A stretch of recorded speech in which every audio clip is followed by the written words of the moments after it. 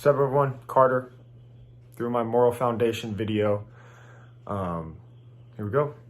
For my first example, I'm going to use the example of the man offering money to kill and eat somebody. Reaction 1. Wow, can you believe somebody actually put that ad out there to kill somebody and eat them?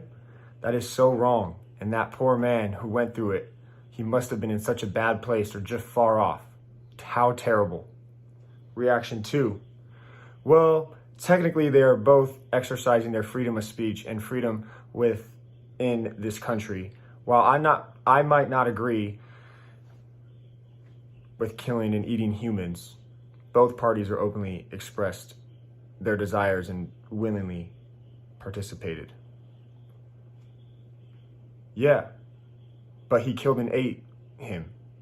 This is illegal, and wrong. They should have been arrested and charged before it even happened. Back to this side. I believe that you were correct about that. However, the man was openly asking for a participant and gave the people an opportunity to volunteer. He did not take somebody's life unwillingly or by force. The man who died volunteered and responded to the man exercising his freedom of speech and exercise his freedom in participating. But do you think that was right? I never said I believed it was right. I hope more people do not start advertising killing people and that people jump on the opportunity. I just feel that both parties willingly participated and it was not my right to judge them. Back to responder 1. To me, coming from a care and authority standpoint, because they are trying to enforce law on both parties and believe it is wrong to kill, but also demonstrating care because they feel it is wrong for people to put that kind of ad out there because the mental state of people who will respond to it. Back to responder 2 is coming from a more liberty and care perspective because they are arguing that they have the freedom to make their own decisions and openly exercise their human rights. The second example I'm going to use is the baker who refused to bake a wedding cake for 2 men. The baker. It goes against my personal beliefs to bake a cake for a gay man. I am a Christian and gay marriage is a sin.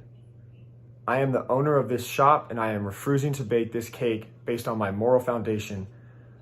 I do not hate them. I do not wish badly for them, but I will not go against something I believe in just for a cake. There are plenty of other bakeries around who will do this, but I will not. On the opposing side of that, the baker has no right to deny this couple of a wedding cake just because they are gay. Gay marriage is legal, and therefore these men should not be treated any differently than a heterosexual couple asking for a cake. He should be sued for discrimination and refusal to allow people to exercise their lawful rights of gay marriage. So let's break it down. The baker is exercising his sanctity and liberty moral foundation because he is not willing to budge on his religious views of gay marriage. He is also a business owner and not allowed to refuse. He is allowed to refuse business to anybody he pleases. On the opposing side, arguments are being made by using fairness, liberty, and authority. This party believes in treating all people fairly and thinks that the couple should be able to get a cake anywhere they want.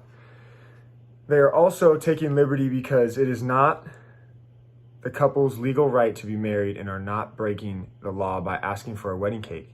They are also approaching this from an authority standpoint by suing and taking the baker to court because of their lack of service in the bake shop.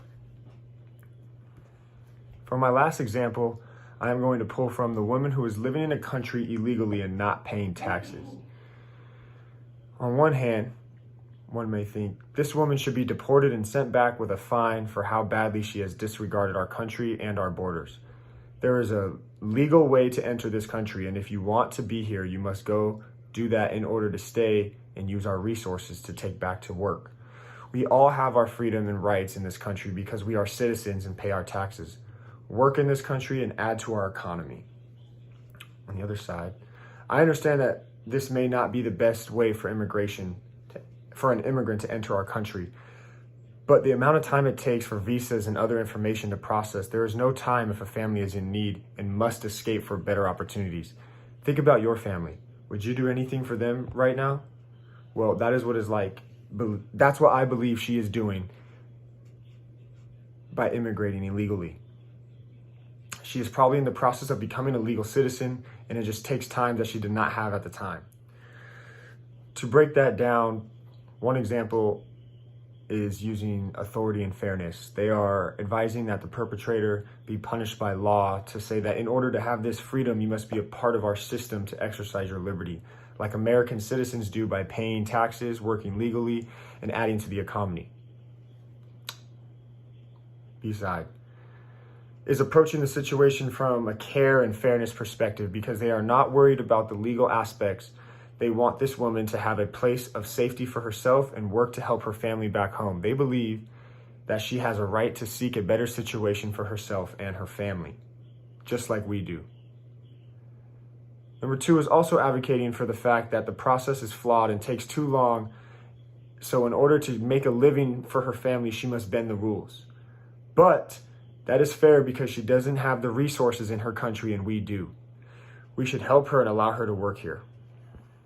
Part 2. You cannot demoralize someone for making a different decision based on a different moral foundation. Most decisions are based on our own personal foundation, and according to the Open Mind app, we technically all have the same 6 categories for moral foundation. However, our culture, upbringing, and experiences allow us to have different opinions and worldviews. We are still pulling from the same 6 basic moral foundations. This is why it is so important to come into conversations or situations as an explorer, to listen strongly and to be respectful and rational while we are having a conversation with people who are different, who have a different view than us. The moral foundation theory gave me a good look as to how often we overreact or over-criticize people with different beliefs than us. As humans, we are quick to get offended and to lash out when people make us feel hurt or attack us. However, this is just our elephant, overtaking our rational mind in decision-making and responding. I appreciate the Open Mind app because it gives you statistics, examples, and clear definitions and procedures for what happens in real conversations that lead to debates.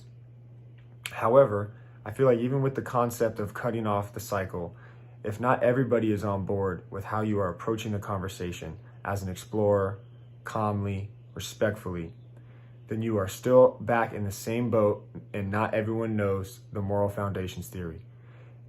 I did not know what this was until this week. So it is imbalanced. So it is an imbalanced conversation when you are looking at it from a moral standpoint.